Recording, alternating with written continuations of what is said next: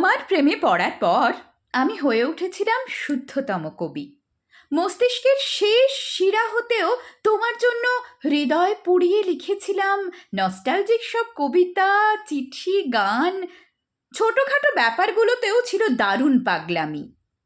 মায়া নিয়ে, ছায়া নিয়ে সে প্রেম লাউলতার মতো মনের করিডর মাড়িয়ে, সিঁড়ি জানলা ছাড়িয়ে ধীরে ধীরে বেড়ে উঠছিল আমার ছাতনাতলার ছাদে, বড্ড আদরে। চোখের ভেতর নয়নতারা ফুলের মতো ফুটেছিল অকৃত্রিম দারুণ স্বপ্ন। একদিন আমরা আমাদের হব। আবেগ ছিল, প্রেম ছিল, যত্ন ছিল, জয় করার তীব্র চেষ্টাও ছিল। শুধু ছিল না ভাগ্যের ওপর বিধাতার আশীর্বাদ।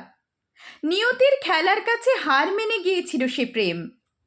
হঠাৎ থেমে গিয়েছিলাম আমরা কোথাও একজন মাঝপথে, একজন শুধু দাঁড়িয়ে রইলাম ট্রেন শূন্য একটা প্ল্যাটফর্মে, আর অন্যজন নতুন গন্তব্যে ট্রেন ধরে চলে গিয়েছি বহু দূর।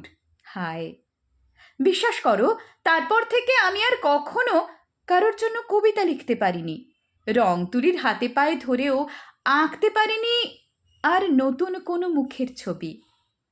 একদিন যে হৃদয় মাঝে পাহাড় সমেত বিশ্বাসে ছিল সবুজ, সেখানে বাসা বাঁধল অবিশ্বাসের করুণ ক্যান্সার। মাতৃগর্ভে মৃত্যুবরণ করা অনাগত সন্তানের মতো আমার আবেগ মরে গেল। আমি কখনো কোনো হাতের নরম আঙুলে রাখতে পারিনি আর আমার আঙুল। পীড়িতের উপরে এত অরুচি আসলো যে স্বপ্ন ভাঙার ভয়ে নিজের পাশ ঘেঁষে বসতে দিইনি আর কাউকে। একটা অদৃশ্য বৃত্তে আটকা পড়েছিলাম আমি। ওই বৃত্তের ভেতর পা রাখার সাহস আর কারও নেই। গভীর প্রেমে মানুষ একবারই পড়ে। গভীর প্রেম নিয়ে একজনের জন্যই কবিতা, গান, চিঠি লেখে। ছেড়ে গেলে ওই একজনের জন্যই মানুষ জনমভর দুঃখ করে, গোপনে অথবা প্রকাশ্যে। পরের বার যে প্রেম আসে তার কাছে মানুষ কেবলই সামান্য আশ্রয় খোঁজে, সর্বস্ব দিয়ে আঁকড়ে ধরে বাঁচতে চেষ্টা করে, এর চেয়ে বেশি কিছু না। প্রেমে আমি একবারই পড়েছি, তুমি চলে যাওয়ার পর। দ্বিতীয় আর কোনো প্রেমের বৃষ্টি আমাকে ভেজাতে পারেনি।